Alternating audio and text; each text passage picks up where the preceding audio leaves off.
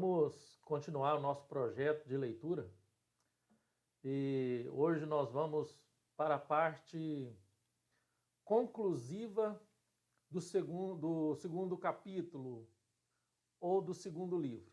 Então, nós estamos evoluindo bem, dei uma parada para descansar um pouco, não estava bem, mas agora vamos continuar. E a parte última do segundo livro tem como tema a conclusão prática. A conclusão prática. Então, que Deus venha nos abençoar na sequência da leitura do C.S. Lewis, Cristianismo Puro e Simples. E essa parte a leitura começa assim. Cristo entregou-se à submissão e à humilhação perfeita. Perfeitas porque era Deus. Submissão e humilhação porque era um homem.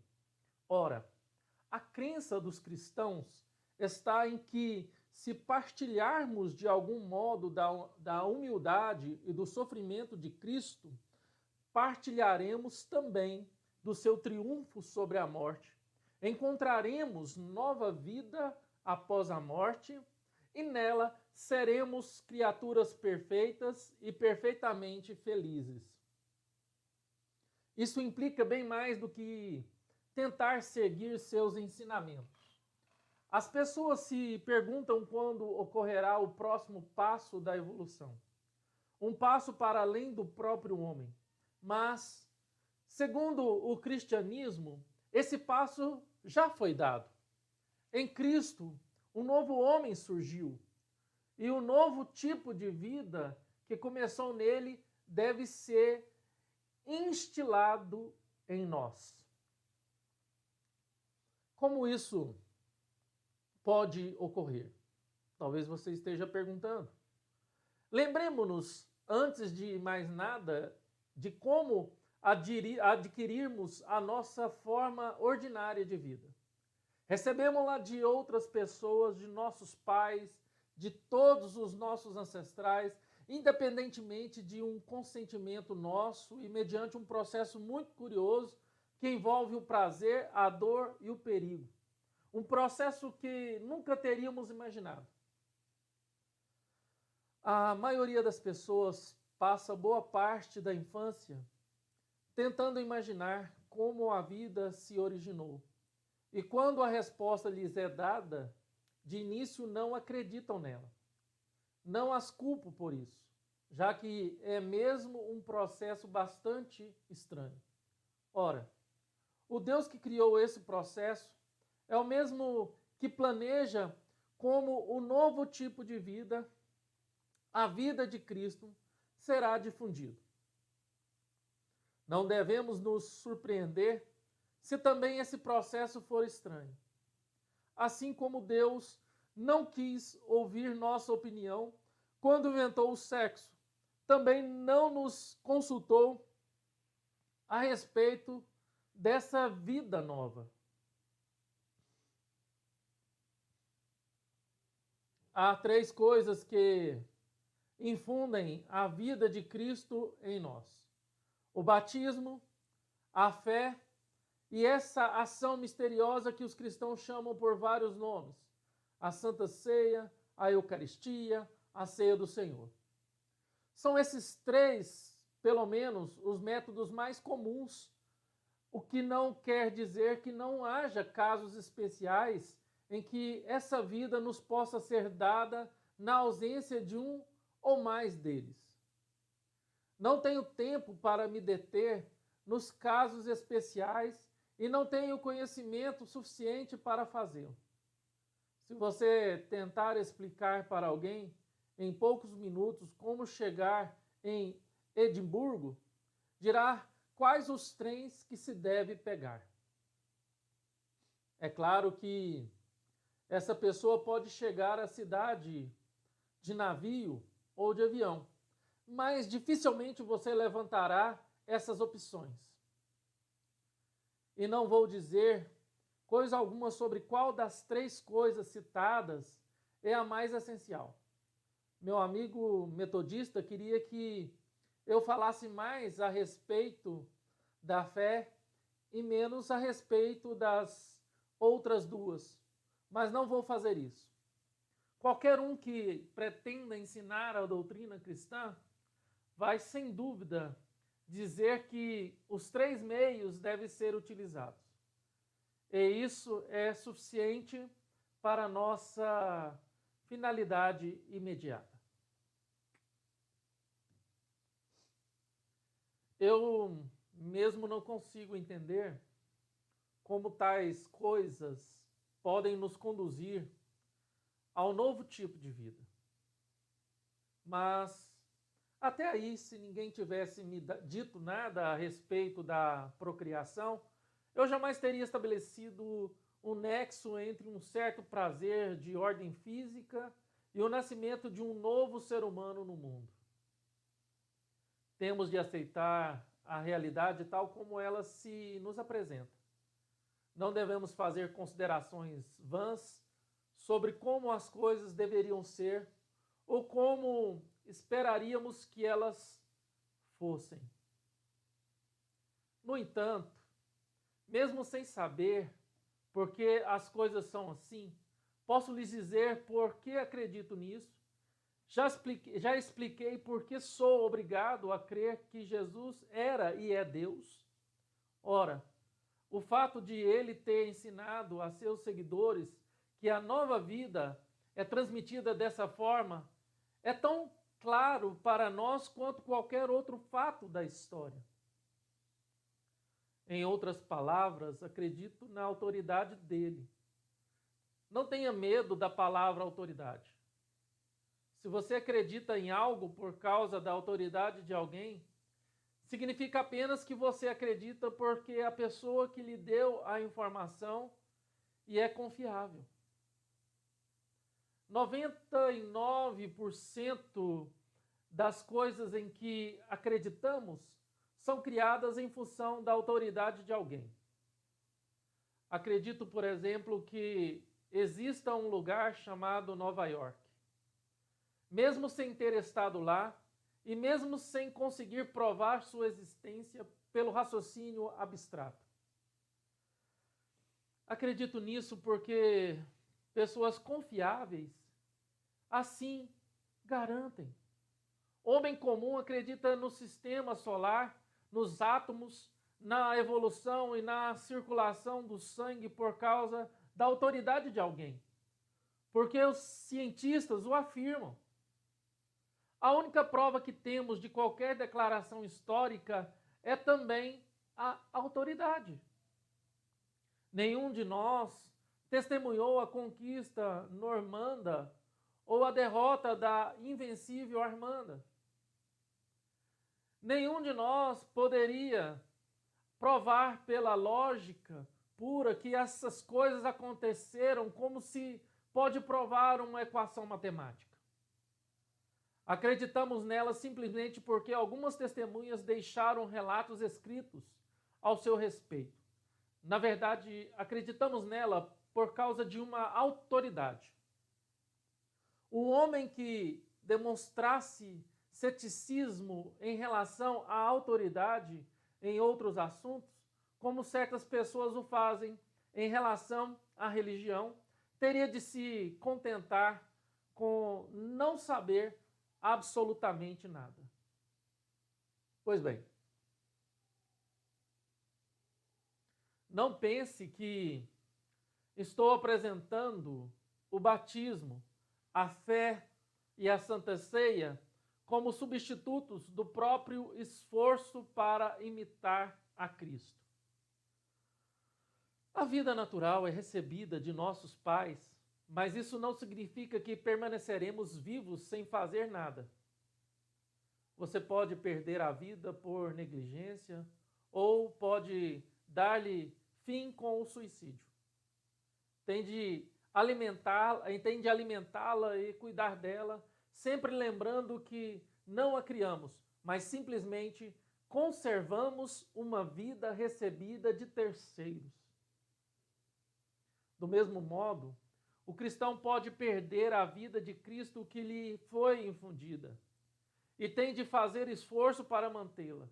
Porém, nem mesmo o melhor cristão que já existiu age por força própria, só pode nutrir ou proteger uma vida que jamais poderia ter sido adquirida por esforço pessoal. Disso decorrem certas consequências práticas. Enquanto a vida natural anima o corpo, ela trabalha para conservar esse corpo. Quando ele sofre um ferimento, pode até certo ponto cicatrizar, o que não ocorre com um corpo morto. O organismo vivo não se caracteriza por nunca se ferir, mas sim por ter um poder, mesmo que limitado, de recuperação. Da mesma forma, o cristão não é um homem que nunca erra, mas um homem capaz de se arrepender, de levantar a cabeça e seguir em frente após cada queda. Ele é assim porque a vida de Cristo está dentro dele, sempre pronta para recuperá-lo, habilitando-o a imitar, em certa medida, a morte voluntária que o próprio Cristo levou a cabo. E é por isso que o cristão se encontra numa situação diferente de outras pessoas que tentam ser boas. Essas esperam por ser boas, agradar a Deus, quando nele acreditam, ou caso não acreditem, esperam pelo menos receber a aprovação dos homens bons. Já o cristão pensa que todo bem que faz advém da vida de Cristo, que o anima interiormente. Não pense que Deus nos amará mais por sermos bons, mas que Deus nos fará bons porque nos amou primeiro. Do mesmo modo que o teto de uma estufa não atrai o sol por ser brilhante, mas brilha porque o sol irradia sobre ele. Gostaria de deixar bem claro que quando os cristãos dizem que a vida de Cristo está dentro deles, não se referem simplesmente a algo mental ou moral. Quando dizem que estão em Cristo, ou que o Cristo está neles, não é uma mera maneira de dizer que estão pensando em Cristo ou tentando imitá-lo. Querem dizer que Cristo opera de fato através deles, que a massa dos cristãos é o organismo físico pelo qual Cristo age, que nós somos seus dedos e músculos, as células do seu corpo.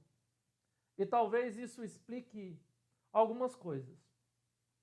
Explica porque essa nova vida nos é infundida não apenas mediante atos puramente mentais, como a fé, mas também mediante atos corporais, como o batismo e a Santa Ceia. Não se trata simplesmente de uma difusão de uma ideia, antes é como a evolução, um fato biológico ou superbiológico. Não vale a pena tentar ser mais espiritual do que o próprio Deus, que nunca teve a intenção de que fôssemos criaturas puramente espirituais. Esse é o motivo pelo qual se vale de meios materiais, como o pão e o vinho, para infundir em nós essa nova vida. Há quem diga que esses meios são pouco refinados e desespiritualizados. Deus não acha. Ele inventou o ato de comer. Ele gosta da matéria. Afinal, foi ele mesmo que a inventou. Eis outra coisa que me intrigava. Não é terrivelmente injusto que essa vida nova só chegue às pessoas que ouviram falar de Cristo e acreditaram nele? A verdadeira, porém, é que Deus não nos deixou a par de seus desígnios, a respeito das outras pessoas. O que sabemos é que nenhum homem pode ser salvo a não ser por meio de Cristo. Ninguém nos disse que só os que o conhecem podem ser salvos por ele. Nesse interim, se você está preocupado com as pessoas de fora, a coisa menos insensata a fazer é permanecer de fora também. Os cristãos são o corpo de Cristo, o organismo através do qual ele trabalha. Cada acréscimo a esse corpo permite que ele trabalhe mais. Se você quer ajudar os que estão de fora, tem de acrescentar sua pequena célula ao corpo de Cristo, o único que pode ajudá-los. Decepar o dedo de um homem seria uma forma excêntrica de levá-lo a trabalhar mais. Pois bem, vamos a outra objeção possível. Por que Deus quis entrar sobre disfarce neste mundo, ocupado pelo inimigo, fundando uma espécie de sociedade secreta para minar o demônio? Por que não invade o território com força total? Será que ele não é forte o suficiente? Bem, os cristãos acreditam que Deus vai utilizar a força total.